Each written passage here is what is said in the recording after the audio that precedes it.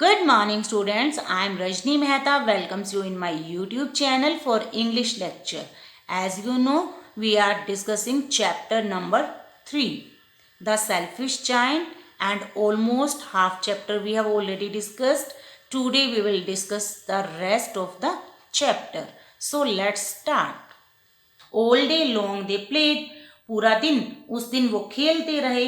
And in the evening they came to the giant to bid him goodbye, और evening में वो giant के पास आए उसे बाय कहने के लिए. But where is your little companion, परंतु तुम्हारा छोटा साथी कहाँ है. ही सैड, उसने कहा. Here he refers to the giant. The boy I put into the tree, जिसको मैंने ट्री पे बैठाया था.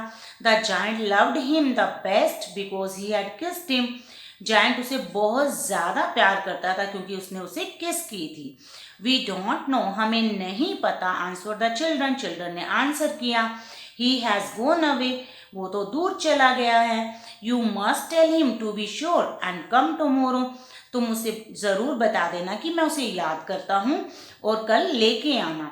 सैड द जायंट, जायंट ने कहा. But the children said that they didn't know where he lived and had never seen him before, परंतु बच्चों ने कहा हमें नहीं पता कि वो कहाँ रहता था और हमने उसे कभी नहीं देखा उससे पहले. मीन्स जब वो गार्डन में आया था उससे पहले हमने कभी नहीं देखा था, ऐसा चिल्ड्रन ने रिप्लाई किया. And the giant felt very sad, और जायंट बहुत ज़्यादा उदास हो गया ये बात सुनकर. Every afternoon when school was over, daily afternoon में जब स्कूल ओवर होते थे, the children came and played with the giant, बच्चे गार्डन में आते थे और जायंट के साथ खेलते थे. But the little boy whom the giant loved very much never seen again, लेकिन वो छोटा लड़का जिसको जायंट बहुत प्यार करता था वो उसे कभी नहीं मिला, कभी नहीं दिखा. The giant was very kind to all the children, giant अब उन सभी बच्चों के लिए बहुत काइंड मीन्स दयालु था. He longed for his little friend, वो चाहता था कि उसे उसका छोटा दोस्त मिले. And often spoke of him, और उसके बारे में बातें भी करता था. How I would like to see him, मैं उसे कैसे देख सकता हूँ, कैसे मिल सकता हूँ. ही यूज टू से, जायंट ये बात बच्चों से कहता रहता था. ईयर्स वेंट बाय, बहुत सारे साल बीत गए. And the giant grew very old and feeble, अब जायंट बूढ़ा हो गया. फीबल मीन्स बहुत ज़्यादा वीक हो जाना, वीक हो गया. He could not play about any more, अब वो ज़्यादा नहीं खेल सकता था. So he sat in a huge armchair, इसलिए वो एक बड़ी आर्म चेयर पे बैठा रहता था. And watched the children eight there games and admired his garden, और बच्चों को खेलते हुए देखता रहता था और अपने गार्डन को भी प्यार भरी नज़रों से देखता रहता था. I have many beautiful flowers, he said, उसने कहा मेरे गार्डन में बहुत सुंदर सुंदर फूल हैं. But the children are the most beautiful flowers of all, लेकिन उन सभी फूलों में से ये जो चिल्ड्रन हैं वो सबसे प्यारे हैं. One winter morning he looked out of his window as he was dressing, एक सर्दी की सुबह उसने विंडो से बाहर देखा जब वो ड्रेस डाल रहा था, खुद को रेडी कर रहा था.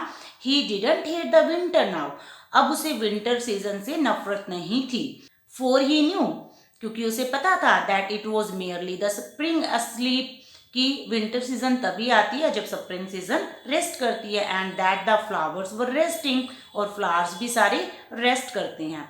सडनली ही रब्ड हिज आईज, अचानक उसने विंडो से बाहर खड़ा था ना वो, अचानक उसने अपनी आईज रब की. इन वंडर, हैरानी से. एंड लुक्ड, और देखता ही रह गया. Certainly was a marvellous sight, कुछ तो बहुत सुंदर सीन था बाहर.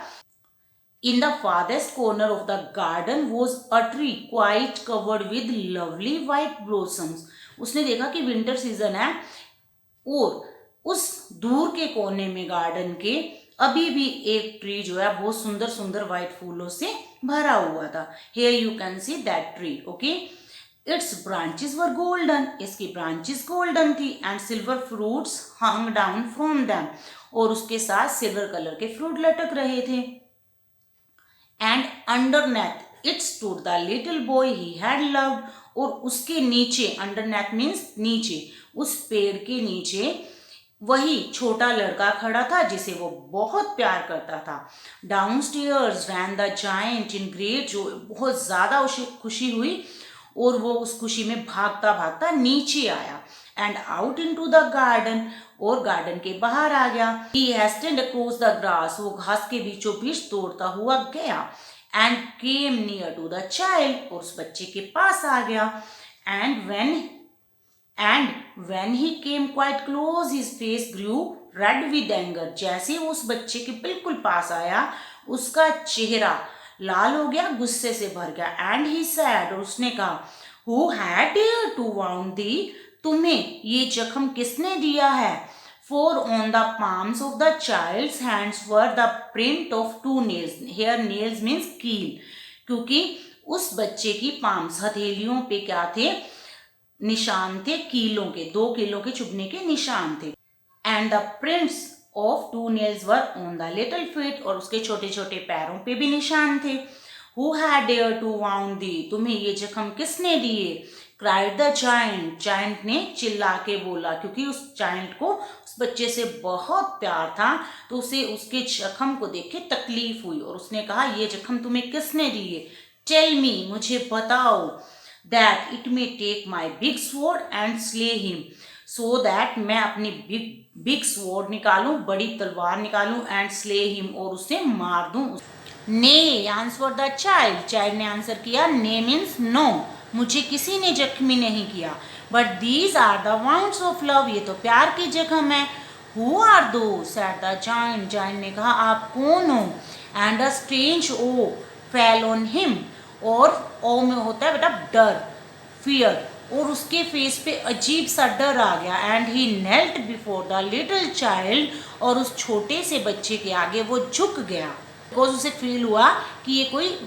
ऑर्डिनरी चाइल्ड नहीं है कोई सामान्य बच्चा नहीं है कुछ ना कुछ तो है एंड द चाइल्ड स्माइल और वो बच्चा मुस्कुराया ऑन द जायंट पे एंड सैड टू हिम और उसने उसे कहा you let me play once in your garden तुमने मुझे अपने गार्डन में एक बार खेलने के लिए परमिशन दी थी today you shall come with me और आज तुम मेरे साथ चलोगे टू माई गार्डन मेरे बाग में विच इज पैराडाइज जो क्या है स्वर्ग मीन टू से गॉड उसे उस चाइल्ड के रूप में लेने आए थे and you can see what happen here you can see that giant he is died वो मर गया है and the flowers were on him और उसी ट्री के फ्लावर्स जो हैं उसके ऊपर पड़े हुए हैं इस तरह से उस ट्री ने भी एंड में उसे फूलों से श्रद्धांजलि दी and when the children ran in that afternoon और जब बच्चे उस आफ्टरनून वहाँ आए दे फाउंड उन्होंने देखा giant lying dead under the tree वो जायंट तो पेड़ के नीचे मरा हुआ पड़ा था all covered with white blossoms और उसको उसकी डेड बॉडी को वाइट ब्लॉसम्स ने कवर किया हुआ था मीन टू से उसकी बॉडी पे उस ट्री से वाइट फ्लावर्स गिरे हुए थे so students this was the story in this chapter and what we have learned हमने क्या सीखा कि हमें औरों से अच्छा बिहेव करना चाहिए हमें प्राउडी नहीं होना चाहिए सेल्फिश नहीं होना चाहिए हमें सबके साथ मिलजुल के रहना चाहिए और अच्छे से बिहेव करना चाहिए In this way, these things we have discussed in this chapter. Have a nice day. Bye-bye.